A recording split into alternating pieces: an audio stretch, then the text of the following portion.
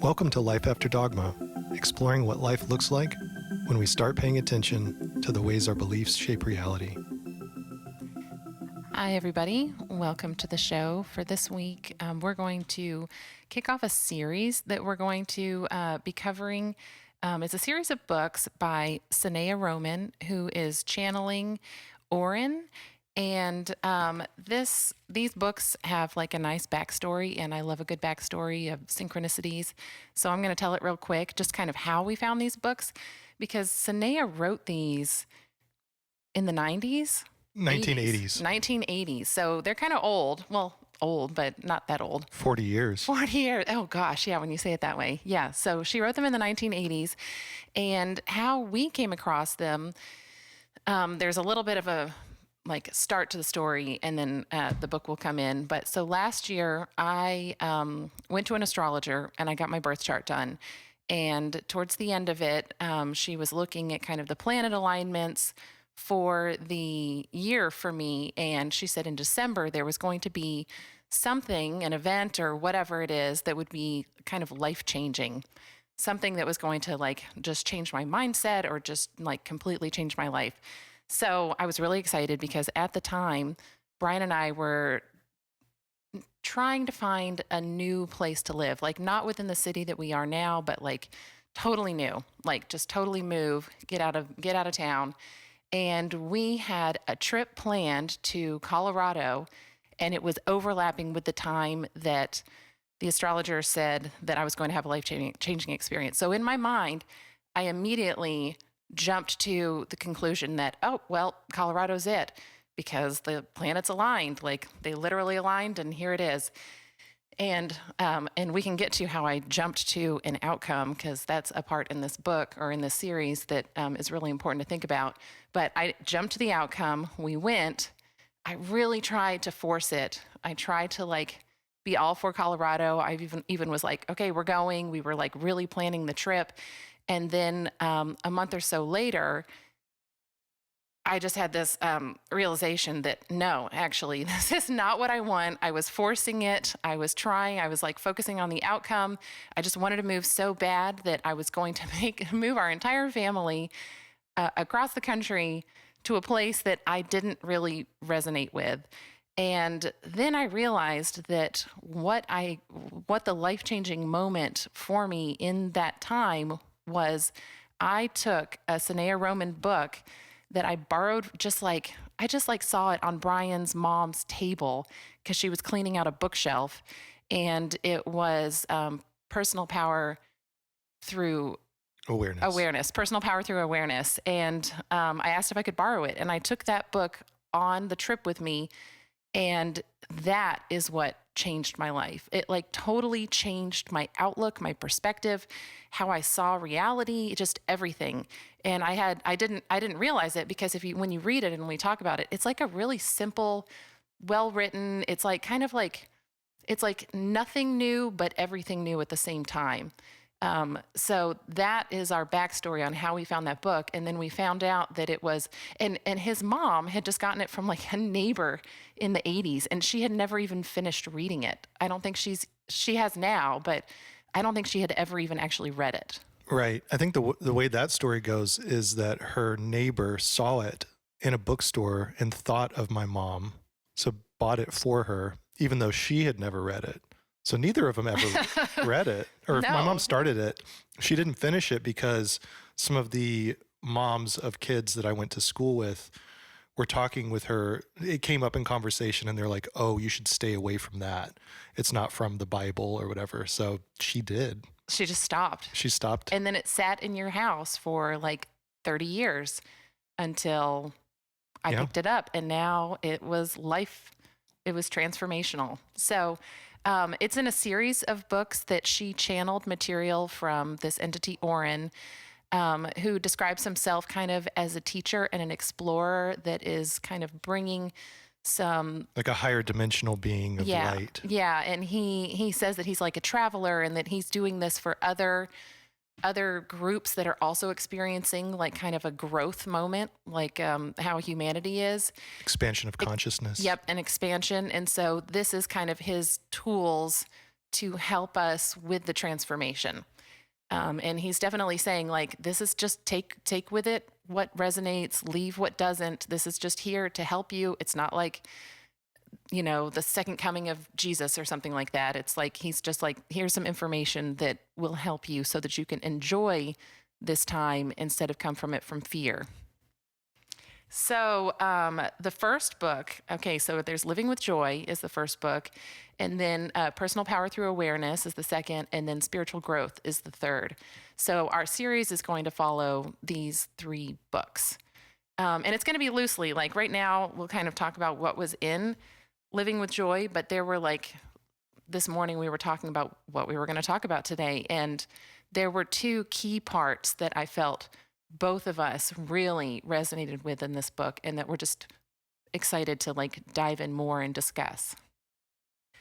So the first, the way that I broke up the book is the first couple chapters.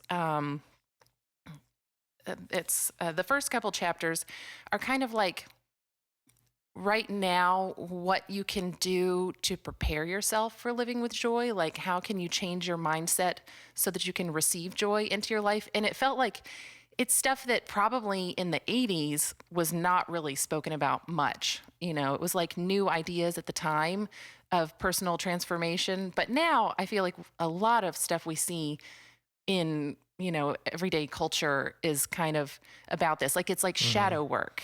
Yeah, it's all about laying the foundation, and it's focused on what's inside of you, like your alignment with your purpose and satisfaction in life comes from within rather than from external things in the world. So I think you're right. Probably back then that was much less prevalent in Western culture than it is now. I'd say more so is now, but still pretty new now. It's a struggle now. Yeah. But I think people have been exposed to that idea.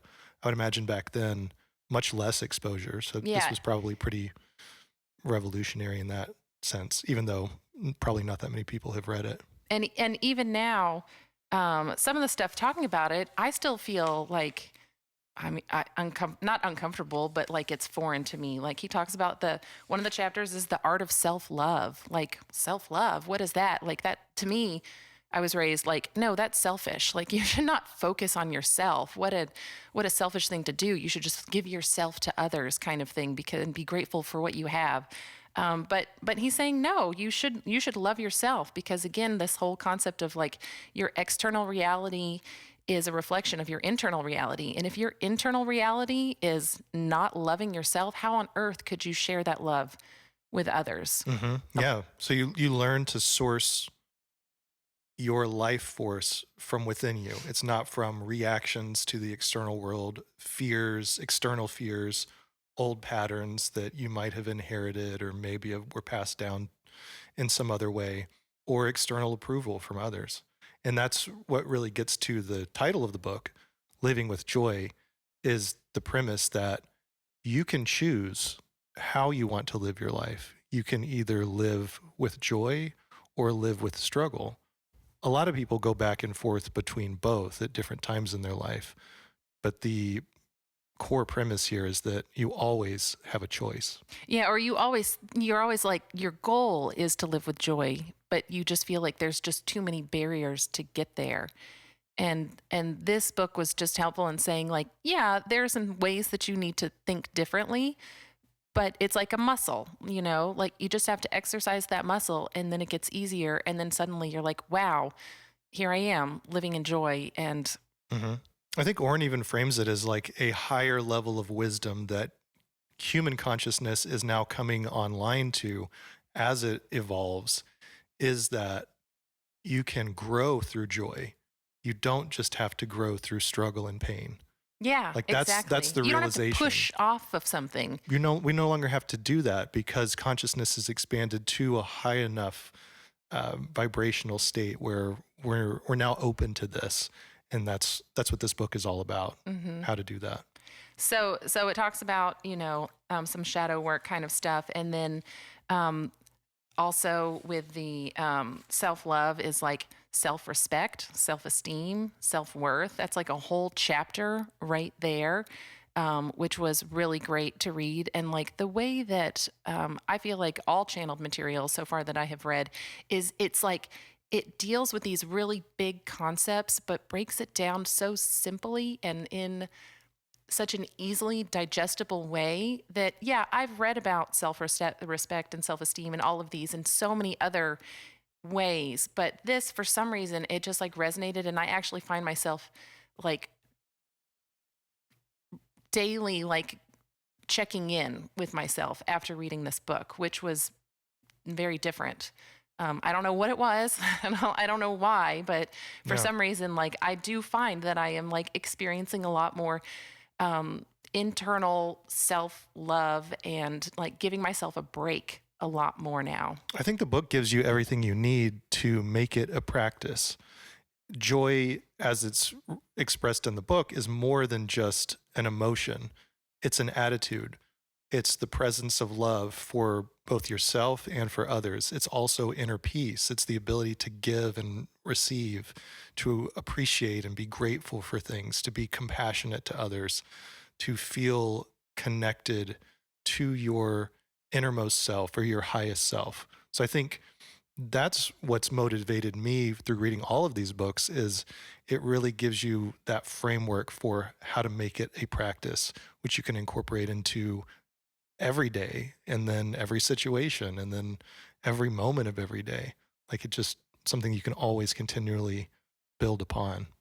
Yeah, yeah. And your whole part about the appreciation and the gratitude, it's kind of like once you find self love and you kind of in the first section of the book, once you kind of find a little bit of like an inner calm or like yeah, just accept yourself, then he gets into like these different things of what it is with living with joy, like love is like the first thing. There's a whole chapter on just love and giving and receiving love, because this is one that I think probably a lot of us, or definitely me, feel is like I'm all about like giving love. Like I want to help out everyone. I want to just show everyone how much I love them. Um, but I'm not really open to receiving it. Like I don't like I want to give you help, but I don't need your help, kind of thing.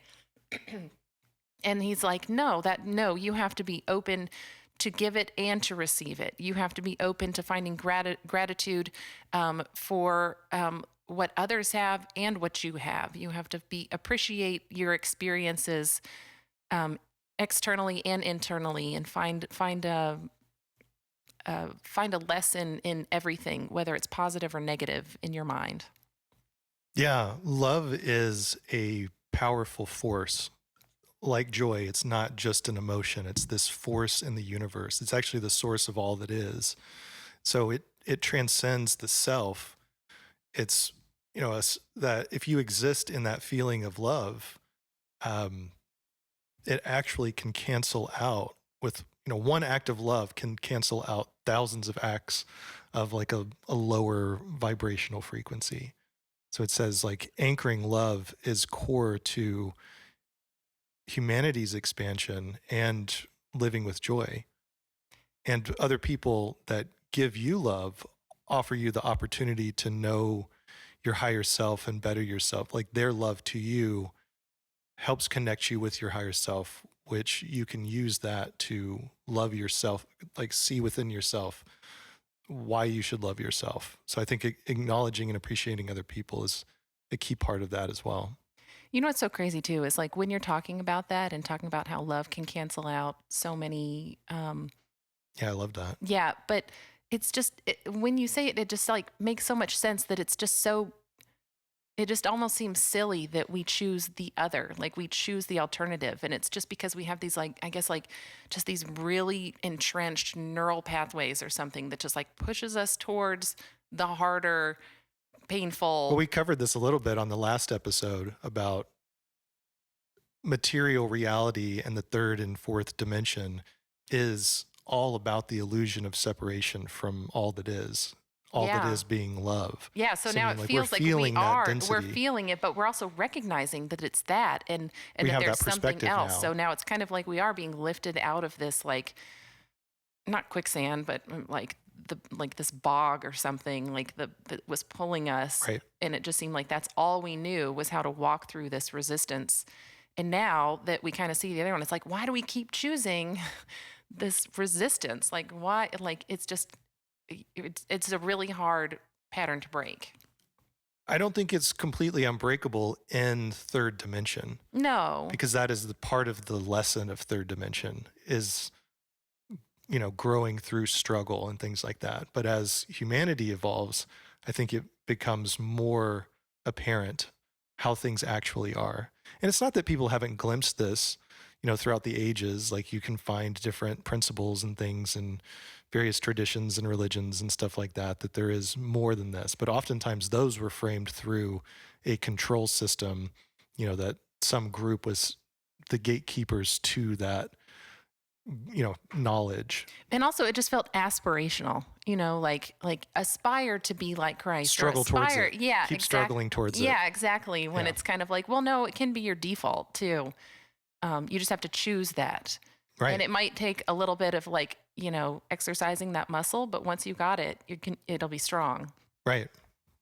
And then so we kind of went into the kind of the things to kind of change your mindset first to prepare you for living with joy. And then living with joy is, loving, receiving, appreciating, gratitude.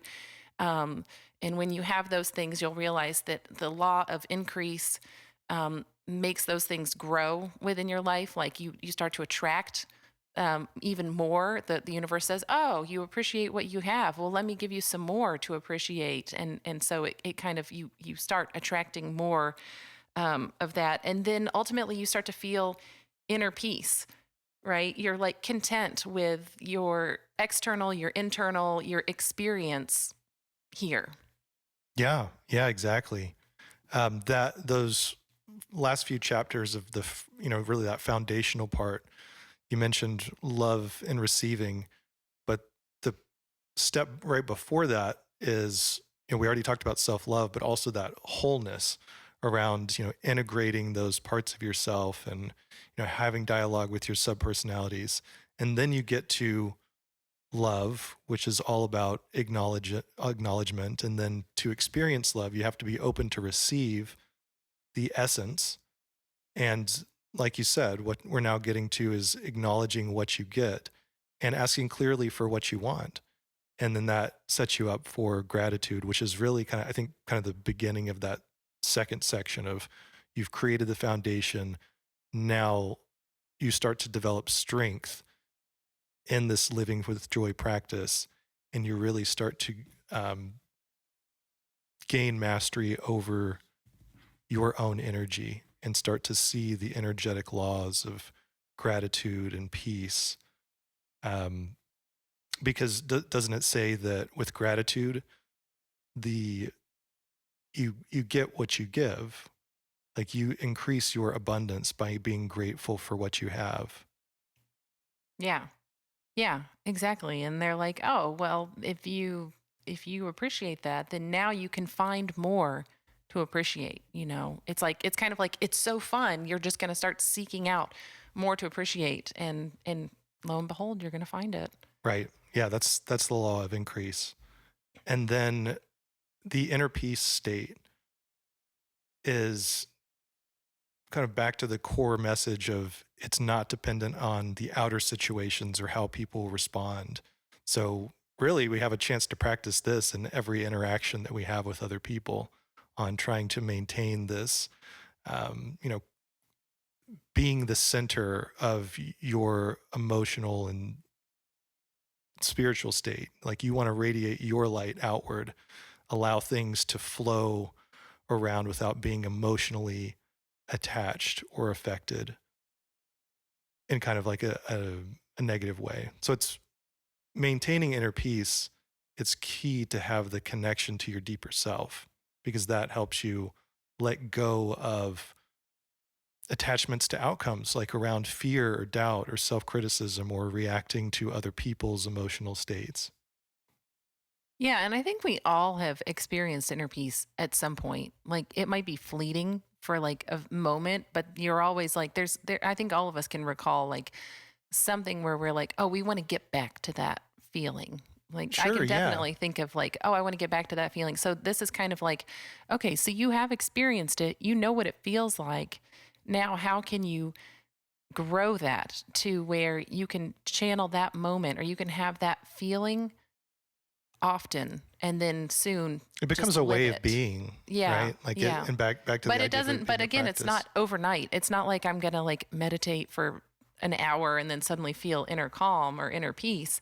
It's like something again that because of like I guess the vibrational frequency that we're at and everything, it's like something that you have to kind of practice. Yeah. In chapter 1, it talks about the great struggle is being distracted by the things that come along in your life or the situations that arise. Like you forget all of this stuff in the moment. Like you know it in your most innermost being that it's all that this really is how it is. Like the more you meditate on that, the more it you start to see it that way. But then something distracts you or you encounter some kind of negative situation. But I think this goes back to why all of the, I mean, what chapter was Inner Peace? Was that? I think it's chapter 11. So the first 10 chapters are all about building out this foundation. And that's where it, when you start to, like, you can read all this stuff and be like, yep, yep, that makes sense. But when you actually start to live it and make it part of the daily practice, you build out that foundation. And inner peace is not something that you're struggling towards anymore. You're trying as hard as you can to remain in a peaceful state. It's more of just a an outcome of having a strong foundation, having mastery of your own energy. Yeah, and when you say daily practice, oh my gosh, like I kind of am like, great, another thing to add to my routine kind of thing. Like, okay, now I got to meditate, now I got to do this, now I got to.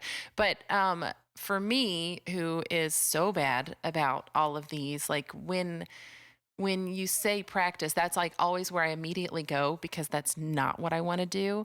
But it seems like, and in the book too, we should say that they have something called like the play sheet where it's like questions that you can At the end ask of each to chapter, help you like kind of digest it and put it into like a perspective of your life. And then they have like a daily joy practice is kind of what Brian's talking about. Like what can you do in your day to day or how can you actually experience this? But it's not like carve out some time and say these things or whatever. It's more like on a regular basis, like, okay, having kids is lots of practice for this type of thing because I'll like something will happen and I won't respond in the way that I wanted to. And my practice has been after it happens and like emotions have calmed down, I can go back and I can be like, how could I have better responded to that? And thinking of it in the perspective of like kind of what was laid out here from like a self-respect kind of way or like how could I have set those boundaries in a better way so that this wouldn't have happened. And that's the practice. Like it was just like a reflection is what it is for me.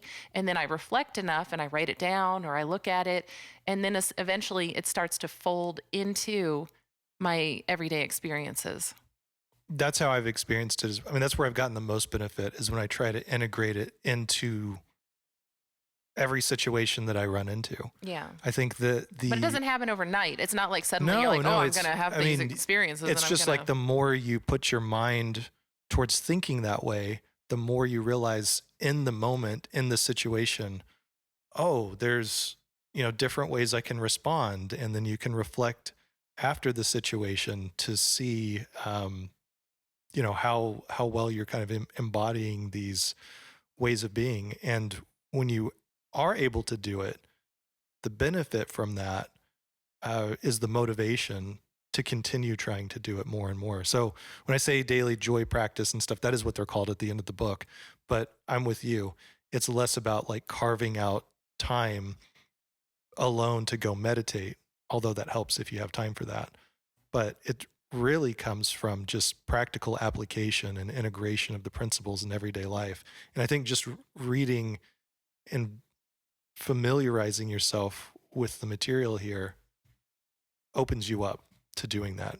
That makes it easier. And then you get to the natural outcomes of that feeling of inner peace, the more you're able to embody those. Yep. And each one has like a long list of affirmations too. And those, like we've been saying with our daughters in the morning, and they like roll their eyes, um but it like sets the tone for the day a lot more.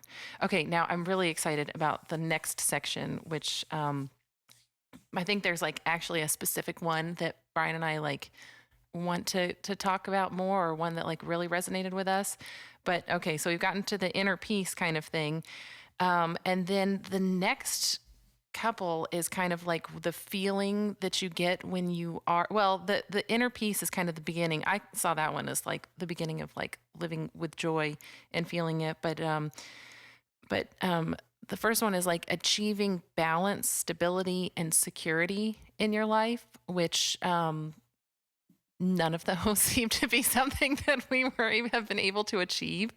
But again, like the way that it's articulated in here is like makes you realize that, oh, it's not this like Herculean feat where you have to like do all of these things to have this balance. It's like, again, it's like just this mindset of changing your perspective of your everyday life, but actively doing it as you go through it, which doesn't feel natural.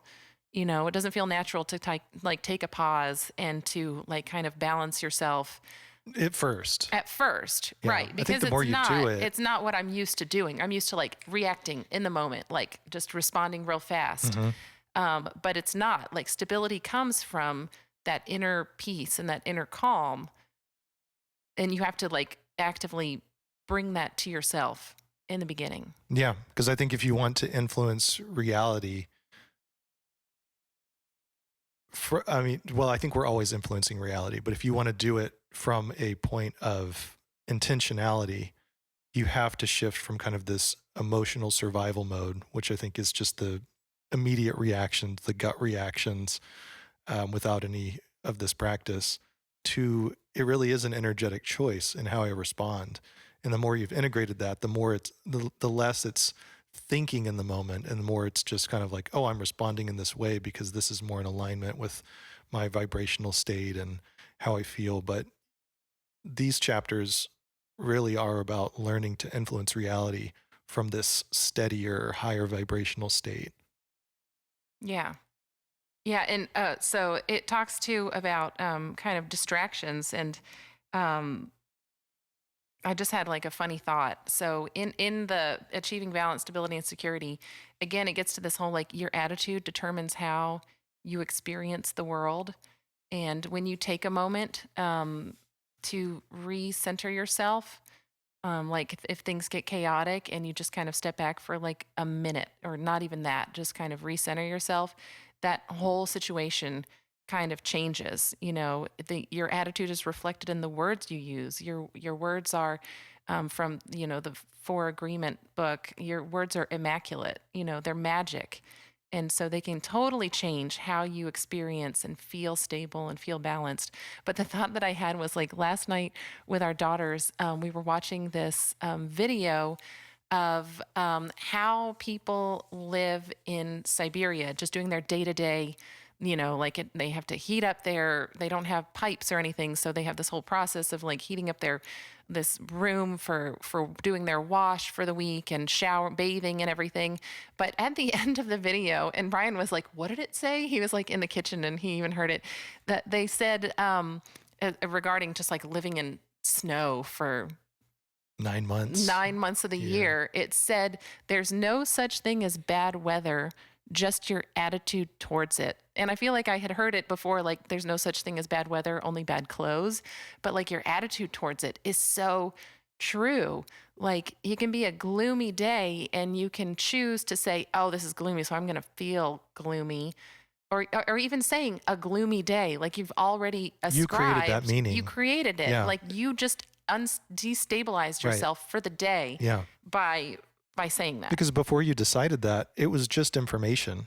It's the sun's behind clouds. That's just information. You ascribe the meaning to it, and that determines how it affects you. Yep.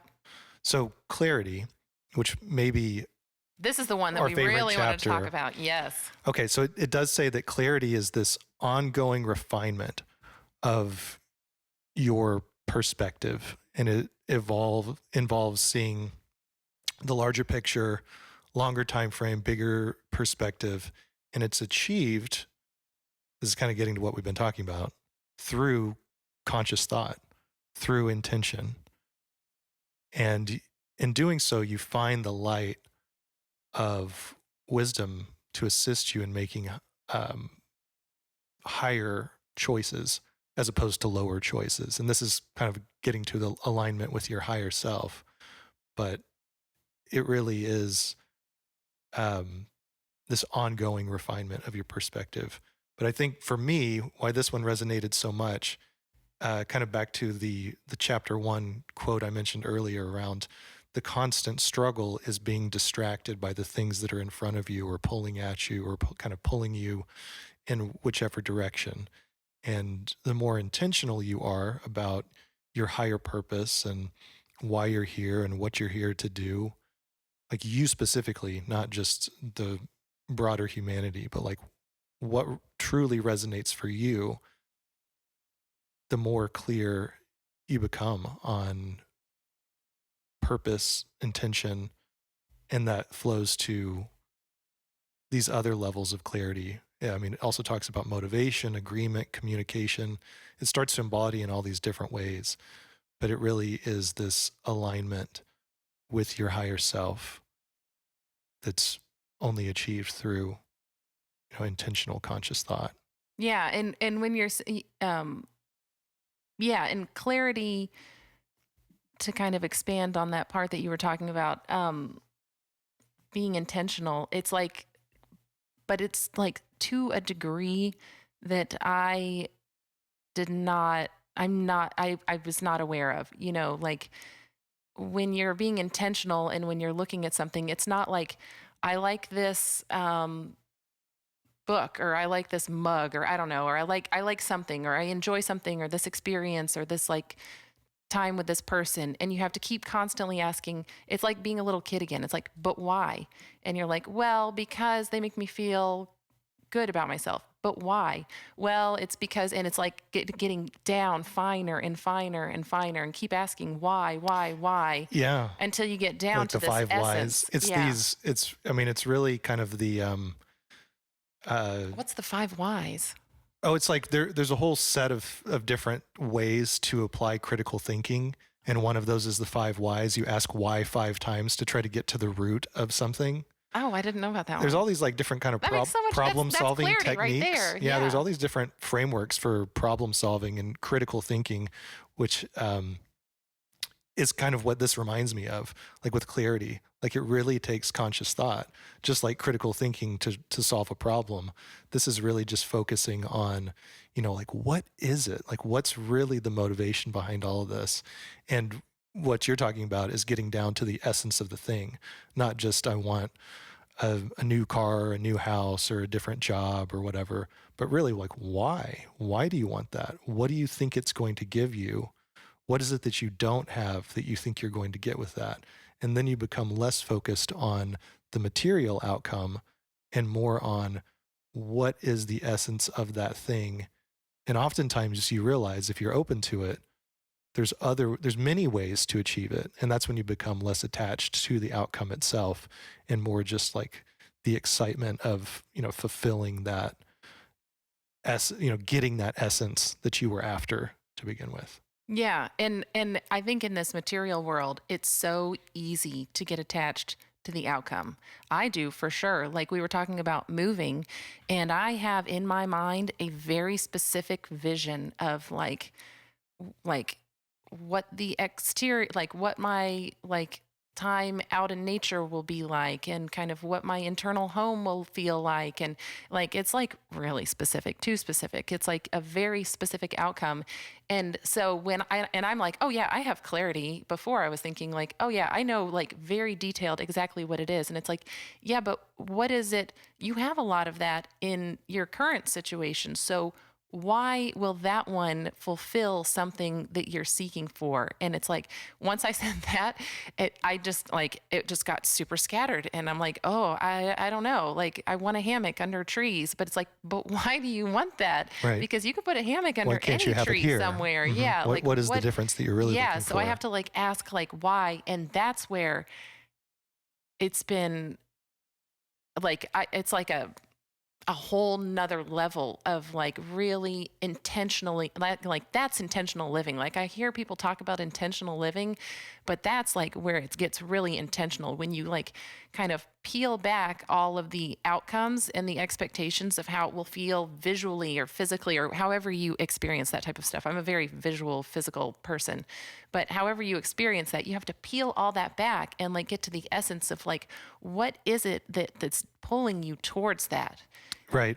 It's almost as if, because I think visualization is really good, especially for manifesting the things that you want. But it feels like if you flipped it around, it might be better. Like come from this, define the essence first and then work backwards from there on, well, what does that look like in material reality? Yeah, because people like I even like you can manifest something and you can get exactly what you want. And then you get it and you're like, oh, wait, but this isn't fulfilling what I thought it would. And it's because I'm not focusing on the essence of what I thought that thing would bring to me or that experience or whatever that manifestation was. Like, or maybe it was just at the time it served what it needed to. And then you also have to, and I think in the book too, it talks about when things stop serving you, you got to let go of it, right? Like Right. you spent all this time and like curating and like getting this experience or like creating this life, and then that might have been that might have been the purpose, was to experience getting to that point, and then now it's time to experience something new and to grow in a different way. And you have to just accept that I got to let go of that. Get rid of that scarcity mindset, and and find the essence of what you're looking for. Yeah. It almost makes me think to, how we experience life, like the things that you were doing 5 or 10 or 15 years ago, you might have even really enjoyed some of those things at the time, but maybe you don't anymore Oh, I definitely did. Yeah, because they were great at the time. they taught me what I wanted to Like the know. job, maybe the job you had or the place that you lived, you might have loved them at that time, but then at a certain point, they, that was fulfilled, that whatever experience you were having was fulfilled and you went on to the next thing. So I mean, the only constant is change, and that's where growth comes from change. But kind of back to the premise of this book is you can experience change with joy rather than, pain and struggle or Or trying or loss or loss or trying to get back to the things that you had, because maybe that essence of what you were looking for was fulfilled in that moment all those years ago. And then, you might be framing it from a standpoint of, oh, that slipped away or I let it go. But it's just part of your path, right? Like you shouldn't be trying to get that back. You should be trying to figure out like what is the essence of what I'm looking for that is like most exciting to me in the present moment. and it might be the same thing. It It's could just in be. a different form, right? Because the universe can give you this essence if you're open, like you said earlier, The if more you're you're open open to to it, it, you can achieve the things that you're looking for in many different ways. There are so many paths of finding this joy and this inner peace and finding kind of what you want for your experience here, if you're open and not like have a laser focus, which I tend to do, is like, and it's probably the anxiety or something like that. I don't know, but like, I just get like super fixated. Like it has to happen like this on my timeline and everything. And once you let go of control, which has been like my theme of the year, letting go of control and just kind of like trusting, um, then you can see that I mean, then it gets really exciting because there's so many different ways that you could go. It's almost like, yeah, I wouldn't say too many, but it's a lot of different ways you can go.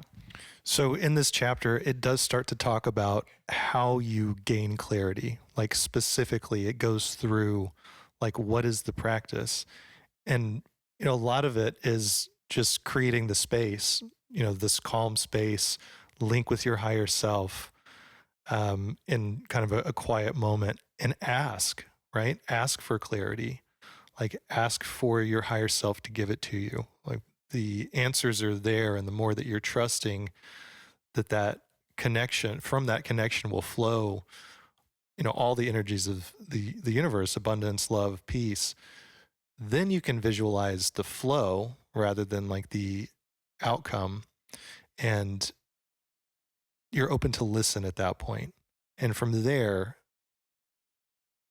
it becomes much easier to define life purpose, Mm-hmm. which is going to be like, it's going to help you figure out, like, get clear on what am I trying to do while I'm here.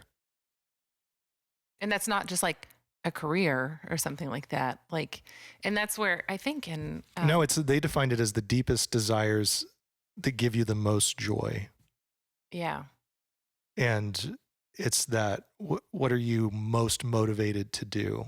And a lot of times you have to like get clear, remove all the distractions, connect with that innermost part of you that has all these answers on what motivates and excites you the most. And it can change too. Like life purpose doesn't have to be set on a specific date or the day that you're born. And, that's like on the day that you die, did you achieve that thing that was most important to you on the day you were born? It's not like that's how it works. Like we were just saying, like over time, different things become your priority. But like the overarching life purpose really is to follow that excitement, whatever it is that's motivating you the most, but be clear on what it is in the present moment that's aligned with your deepest desires from which you experience the most joy. Okay. You touched on something that I think will kind of like, that kind of gets us into the next part of the book. You said finding your purpose, that it's not set in your birth or that kind of thing. And one thing that, or not, I mean, there are many things, but I think it was in the next section there that talks about freedom is your birthright, and how we live in a free will society Universe.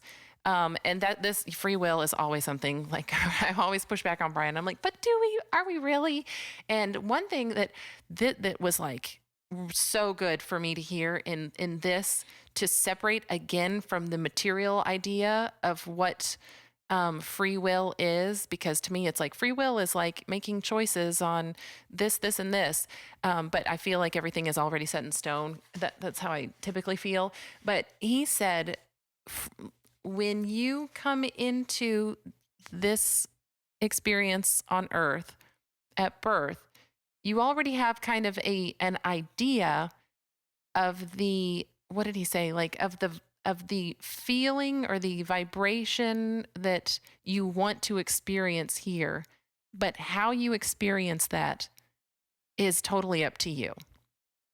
Right. Kind of like you Like, have so kind you of like kind of this set higher this, soul mission. yeah, but it's not like the kind that I would think like my higher soul needs to, you know, I don't know, like achieve something or something Mm-hmm. like that. But no, it's like, no, these vibrational frequency things, feelings, or whatever it is that you have said, I want to experience in this Right. lifetime. And then it's kind of up to you here on earth to achieve those things, but it's your choice how.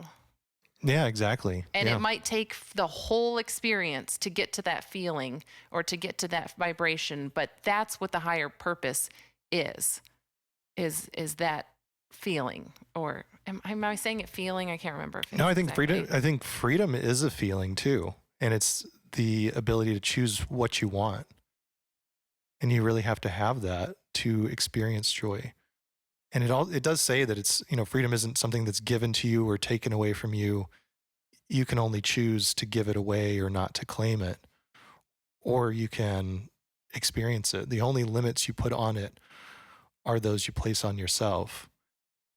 But to relate it more to the reality that we experience on an everyday basis and these perceived constraints around us that we feel like limit our freedom, it says the ultimate freedom is the ability to choose how you respond and react to everything in the universe.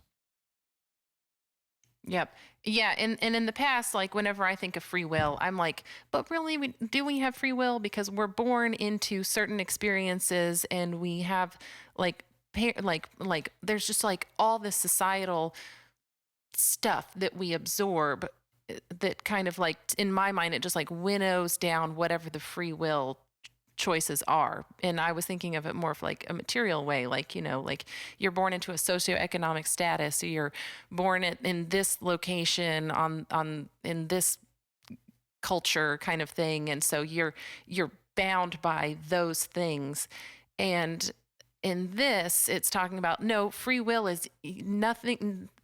It's nothing has nothing to do with the Nothing external can change world. how you think in your mind. Like Right. those are not the choices. It's all about how you respond. Your free will is how you respond to those things. You can see it again as a struggle, or you can see it as a limiting factor, or you can see it as an expansion.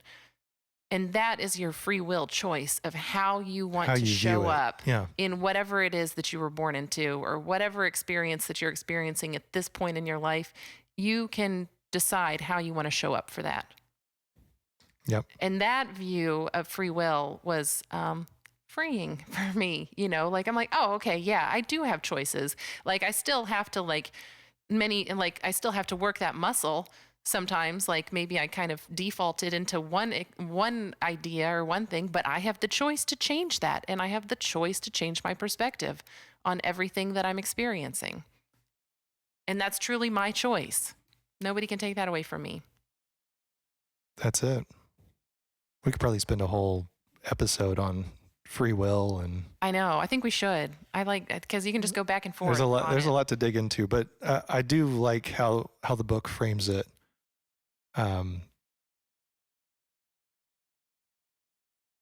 Yeah. So okay. So there's the clarity, and that we have the choice to how we want to show up for those moments. And then another one that another thing that he talks about in here is so once you're clear on it, and once you open yourself up to new experiences and open yourself up to embrace kind of whatever comes at you, like go with the flow, basically. There's a whole section on that. I just want to get into the taking the quantum leap, because that was like another I think we're pretty one. much there. Yeah. I mean, the only chapter between those two was on embracing the new, which is really just preparing you for being ready for quantum leaps. Yeah. It did say that, like, back to the idea that change is the only constant. The book says that every time you embrace something new, you bring into yourself a sense of aliveness. Your heart expands. It revitalizes your body. I mean, even when creating newness in old forms, that's what prevents stagnation in your daily life and situations and relationships. And living in the present moment is key to that, to become kind of fully alert and conscious of every action. When you're living in the present moment, that brings this feeling of aliveness. So that chapter is all about like the being openness, and then getting into chapter 16, the quantum leap. Quantum leaps are these large life affirming changes that involve going from one way of being to another. And it often requires a major shift in perspective or belief, which is something I think you and I have both gone through over the last year or two. Yeah, it says taking a quantum leap may involve changing your desires or letting go of comfortable, secure existence and taking a risk. It may mean committing to bringing something better into your life, to believing in yourself, inner transformations that can lead to many changes in your daily life as well. And so it's kind of like the whole book. It's like once you do kind of these little shifts in your perspective, and once you get clear, it's like once you finished your house cleaning, and you cleaned up some stuff, then you're ready to take this leap into whatever the thing that you're clear about. Your clarity now can become the reality. Right. And if you want to accelerate the leap, focus on the essence.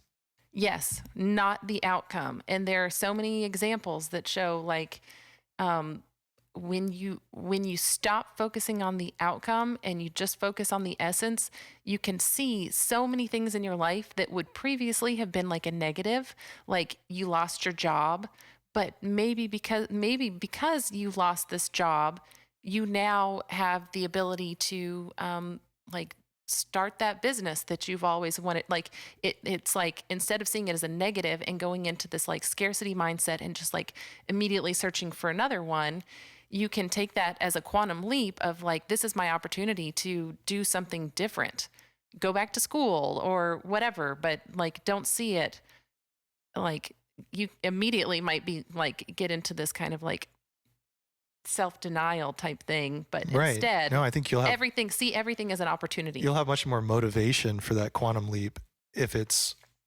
fueled by joy and and being clarity clear on and what it is that you excitement. want for the next chapter. You won't achieve a quantum leap in this sense from simply wanting to be relieved of negative thoughts or feelings. It's really got to be driven by joy itself, and emotional changes are required. You have to have calm emotions speed up the time it takes to reach big goals that you have. Emotions are also your guidance for clarity, because they're information as well.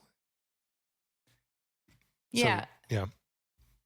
Yeah. And this one too, the part about the quantum leap that I always struggle with is I call it like the plateau. Like it's kind of like you take this leap and it could be a little one. It could be just like a mindset shift. It doesn't like when quantum leap, it's not like suddenly I'm living in a totally different world or something. It's like little subtle changes that kind of change your perspective. But I'll have that and I'll like notice it and recognize it or like be like, oh, I used to do things this way and now I'm doing this way. But mine is like, I call it the plateau where it's like kind of the in between time when you're like kind of like, now what? Like, all right, I did that. Now what's next? And I have found that that is my hard part. And it's kind of like I have to go back to the beginning of this book. And it's like this cyclical thing. I think there's like all these examples of like kind of we live in this kind of like spiral where, you know, you're experiencing something and then you come back to the same experience again, but you're approaching it in a different way. And then you go back through the cycle and then you come back to the same problem or whatever and but then you keep kind of spiraling upwards and but you just keep experiencing it, and that's where the plateau is for me, is like, okay, I achieved this, now what? And it's like I'm kind of coming back and I have to go back through all of these and kind of like re-clean house again. It's like a constant. Yeah, I mean, we're also getting into the part of the book that is the most advanced, right? You've created this foundation, you've kind of stabilized by appreciating things and feeling peace and balance, and maybe you have enough clarity and a sense of freedom to take a quantum leap. But when you get to the other side of that, you oftentimes hit this plateau because it gets into, really advanced practice at that point, which is living in your higher purpose. Like you're embodying your higher purpose, and that way you're no longer chasing quantum leaps. You're just embodying your higher purpose, and that provides the motivation and the satisfaction that you've been seeking all along. Yeah, it's like being content in those times, like finding joy in these parts. Right. But you probably even change your language and you don't even say words like content anymore. You're like, every day, every moment of every day, I'm experiencing my highest excitement because I'm always just so clear. It's just a stream of energy flowing through me. And that's, I think this is the part of the book where, I don't think either of us, I think we've seen glimpses of this, right? Of what living in your higher purpose can be. But this really is getting into the advanced stuff. So the book closes out though with, if you want to live in your higher purpose, you got to recognize, what is it? What are you here to do? Because you do live in this limitless world, and you feel, but at the same time, you feel these constraints. But when you do live in your true purpose or true purpose in that present moment, you will always have enough time because it's joyful and you'll have the focus and determination that are naturally present. So like these negative emotions no longer lead and control you. So I think that's where I'm at right now, is really trying to like hone in, like almost on like a weekly basis of, what am I here to do right now in this present moment? And, that's, the book has motivated me to continually focus on that. Like I want to come back to that every week, probably even get to the point where it's like every day, like, does this feel like I'm doing what I'm here to do? But it's a good book. Yeah. All right. Well, I think that's this book, and we definitely you can pick it up. It's old, so I think I only found it like on used bookstores, but it's been definitely it's a great one to start with for sure.